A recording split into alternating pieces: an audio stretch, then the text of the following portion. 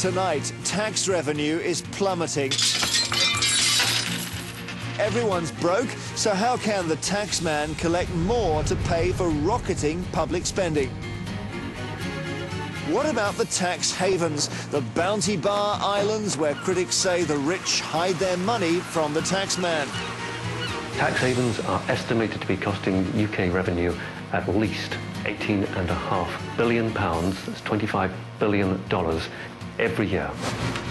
And that loss is being made up by ordinary taxpayers. I swear the testimony I give will be the truth, the whole truth, and nothing but the truth. Meet the bank whistleblower who told the secrets of the tax havens, and now his life is on the line. Is he being protected? Yes. Where is he? I can't say. It's estimated that the American taxpayer loses $100 billion a year to tax havens, many of them still under the Union Jack. Now change is coming. I say it's time to close corporate loopholes, shut offshore tax havens, and restore balance and fairness to our tax code. Liechtenstein's tiny, less than 16 miles long, on the banks of the Rhine, sandwiched between Switzerland and Austria. It's rich, boasting one of the world's wealthiest monarchs. And it's home to thousands of fuzzy financial trusts and foundations holding billions of dollars. Total secrecy was the law here, set down by the Liechtenstein royal family. This is their Schloss behind me. Not only do the royals run the joint, they also own the country's biggest bank, LGT. So it's a state, a tax haven, and a bank, all controlled by the same royal family. Now Liechtenstein is under pressure because of this man, Heinrich Kieber, a lowly IT anorak who worked in the back room of the Royal Banking Group. His job? To copy thousands of client files from the group's investment trust, LGTT, onto electronic disks. In 2001, he walked away with the bank's most precious assets. The banking secrets of the super-rich, millionaires, tax cheats, dictators. The documents lay out the sales efforts of the bank, what they told people about how confidential they could keep everything. These documents have turned out to be explosive. Like a lot of whistleblowers, Kieber's motives were not wholly public-spirited. He was facing fraud charges in Liechtenstein for failing to come up with the money for the purchase of a flat in Barcelona.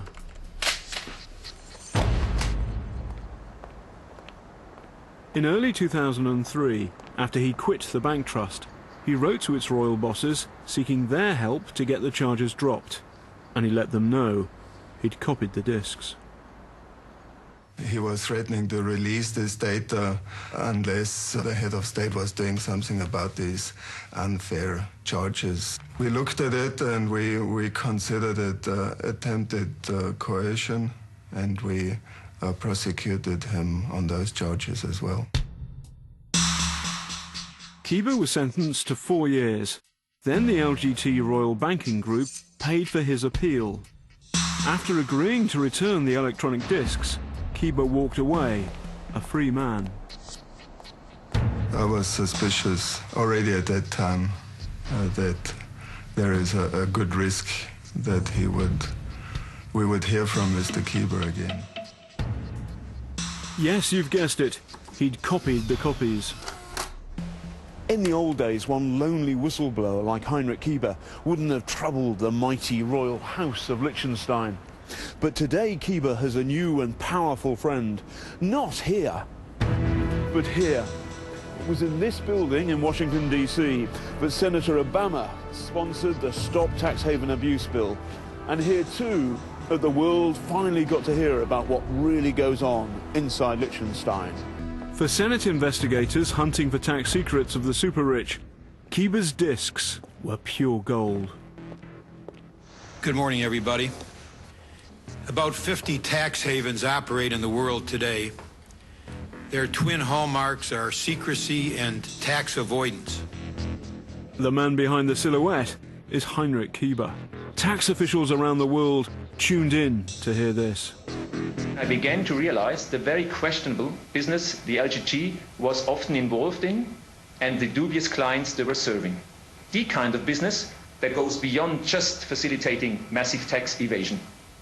Kieber was some kind of massive explosion right at the heart. If this can happen in Liechtenstein, which was regarded as the most secretive, and by the way, one of the most toxic of the really the kind of the small tax havens, if this could happen in Liechtenstein, then it could happen elsewhere. In the vast majority of all legal entities, LGT does not have a clue about the real sources of their clients' huge wealth. I raised this topic with managers. All these discussions were about files with strong indication to corruption, links to dictators. The answer was always the same. None of your business, just stick to your designated job. What's all this got to do with us? Well, some of Kieber's treasure trove ended up in the hands of the British taxman. They won't say how exactly they came by Kieber's data or how much they paid for it. So, can we expect action? What's the quality of evidence from Liechtenstein? We've got more than smoking guns, smoking tanks, smoking howitzers. We have got very solid, clear information about individuals and some corporates who thought they had hidden money in Liechtenstein forever and that it would never be uncovered. We've settled one or two for quite a substantial amount of money without any pushback because this is good evidence. 150 Brits who stashed lolly in Liechtenstein are now being investigated by the tax office, reportedly including some names we might have heard of. There are lots of people there, some business leaders that people will never heard of, and a small number of people that some people may have heard of. But household names? I'm not going any further. That's as far as I can go with you. It tells me that we have a country that's in the business of helping people not pay tax in other places. And in the United States, that turns out to be a felony.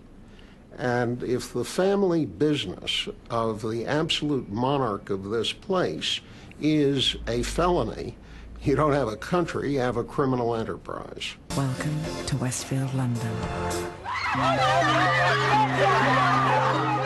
Meet Australian shopping mall billionaire Frank Lowy. Here he is with Mayor Boris, opening London's £1.7 billion Westfield Centre, one of more than 100 shopping malls that Lowy has developed around the world. In the mid-90s, when part of the Lowy American empire was being wound up, the Liechtenstein Bank Trust set up an offshore foundation, Luperla, for the Lowy family investment companies. Senate investigators say the level of secrecy surrounding Luperla is troubling. The Senate investigators say that Kieber's files on Luperla show that the financial beneficiaries are the father and the three sons, David, Peter and Stephen. The Lowys say none of the Lowys received any personal benefit from the offshore structure, including Luperla, and no tax was avoided or evaded in Australia or the United States. The Lowys argue that net proceeds have been donated for charitable purposes in Israel, and they've supplied bank statements and receipts to the Australian Tax Office to verify this. There are over 50 tax havens around the world, but in 18 they play God Save the Queen. British protectorates, that means under the Crown but not part of the UK, with less taxes and better weather, where Her Majesty is often on the stamps and the rich salt their money away. These tax havens include Jersey, Guernsey, the Isle of Man, Bermuda, Anguilla and the Caymans. The Channel Islands are the oldest tax havens of them all. The charge made against Jersey, which manages around $500 billion in funds, is that it is a stepping-off point onto the worldwide tax haven money-go-round.